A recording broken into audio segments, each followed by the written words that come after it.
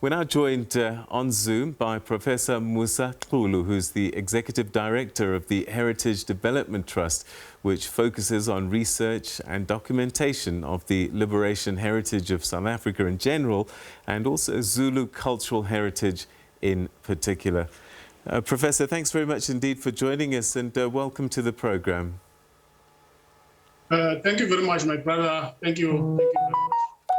So, a very sad time for Zulu people and South Africans in general, and I dare say many people even beyond our borders.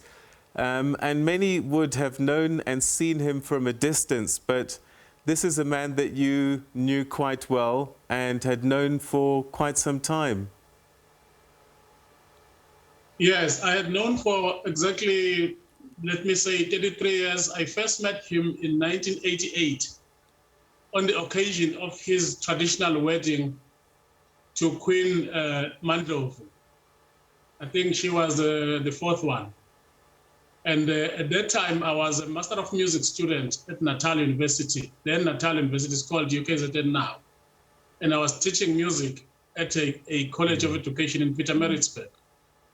And then when we heard about the wedding, it was a feast for us, ethnomusicologists, because traditional music was going to be performed and all the other public and private rituals, if we are lucky, would be allowed to come in and record them. So we went there, and then, of course, my team, we presented ourselves, and then they took us to Chief Mangosuthu Buthelezi, who was very happy that we had come to record this occasion for video and audio.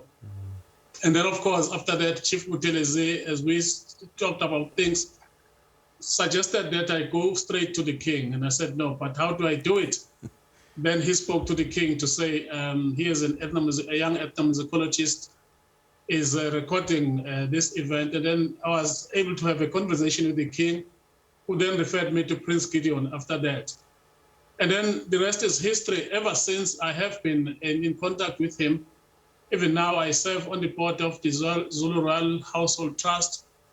And as a composer of music, I have presented to him, you said something about liberation heritage. I composed a musical series called House of Shaka, the choral musical, and we presented it to him in 2015. And the last time I met with him was on the 18th of December last year. Here in Mpangeni, he had come down, and so we met. And he spoke a lot about what he wanted to do. One of the things that had happened that excited him was that I had failed to teach him the keyboard, but he was now able to play the keyboard because of a dream that came to him.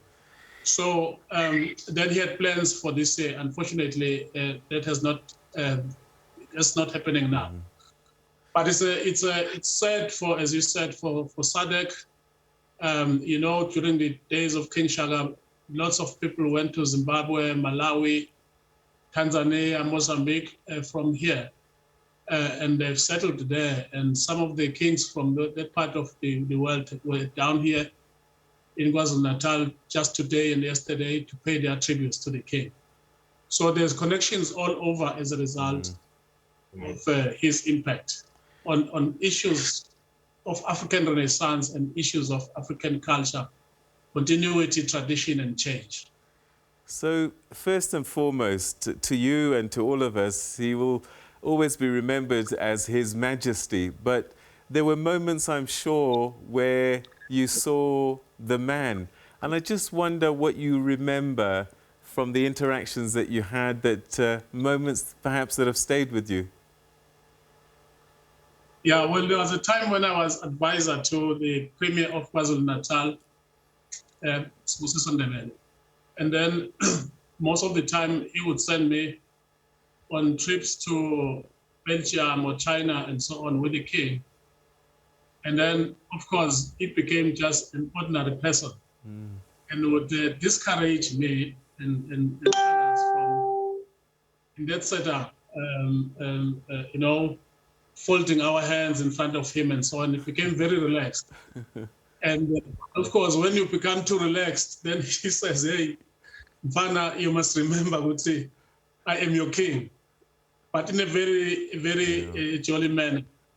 And there has been many instances when I've spent time at almost all the palaces in Nongoma with him around the issues of culture and how we can continue with the renewal project of Zulu Cultural Heritage, which we're now doing, of course, through composition of music. But also in many other ways, you remember that he was very much fond of reinventing, if you say, of some of the traditions that had been abandoned as a result of colonization, some of which had been the center of the Zulu kingdom during the times of Shaka and other kings. So our talks would be around those things. And sometimes I remember also way back in 1993, I stayed a little bit in Nongoma at the College of Education there, running it. And he would call me to come over for tea. And then we would have tea, and he would ask me what kind of tea he had. One day I remember he had Chinese tea, and he wanted me to taste Chinese tea in a very relaxed atmosphere. The only thing that, of course, the king, once you sit with him like that, which was usually in the evenings like this time, you had to know that it will be until tomorrow morning, just chatting about various topics and laughing and singing and all of that. What was his favorite kind of music? What did he enjoy to listen to? Well, the king was very versatile. He, I think, was well groomed in traditional Zulu music, understood it very well and its meaning, and knew how to perform it. But also he was very much in love with George Friedrich Handel, so-called classical European music. I remember 2007, we went to Belgium, and he insisted that he wanted to attend an opera concert in Brussels. And so we went to that concert in Brussels, and in the middle of the performance, an announcement was made that the Zulu King is here. And so then they gave him an opportunity to address the audience. So he was very versatile, like to see others also performing, like choral music a lot. But of late, he also was into gospel music, because one of the reasons that he said to me on the 18th of December, through a dream, he had been commanded to wake up and go and play a keyboard, which was in his house, had been bought by one of his wives for her children. Then he learned to play it, and then he went into very strongly into gospel music. And one of the projects he wanted us to do was to gospelize traditional AmaZulu songs, so that it could tread in between the traditionalists and the church people.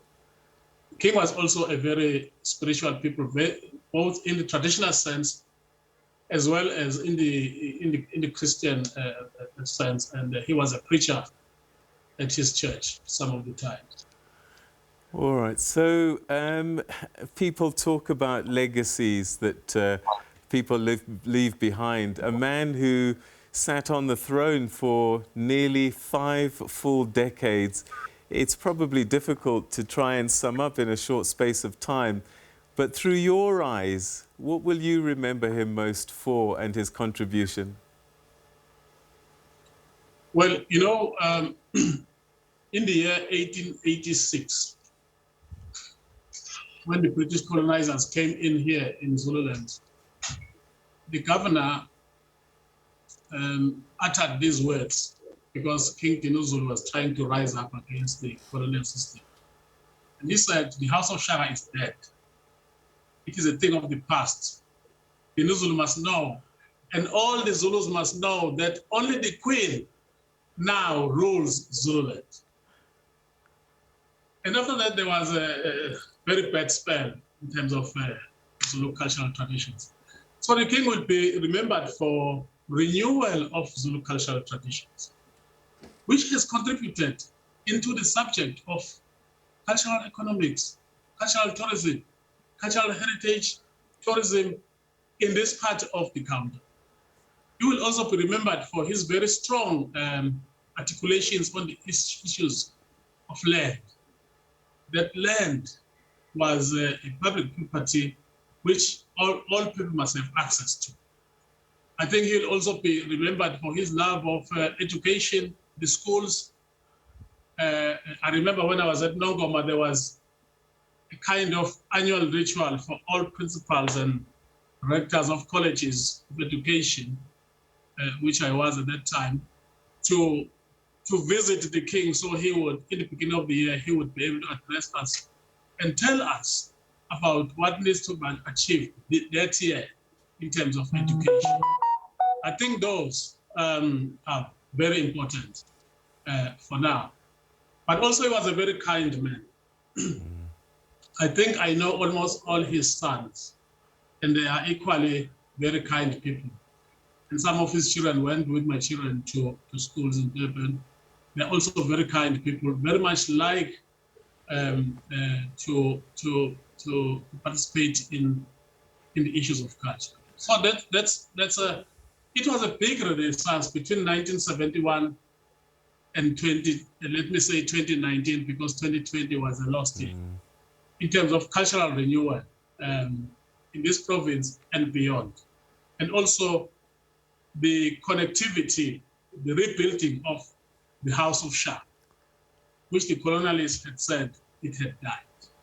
We now know it did not die.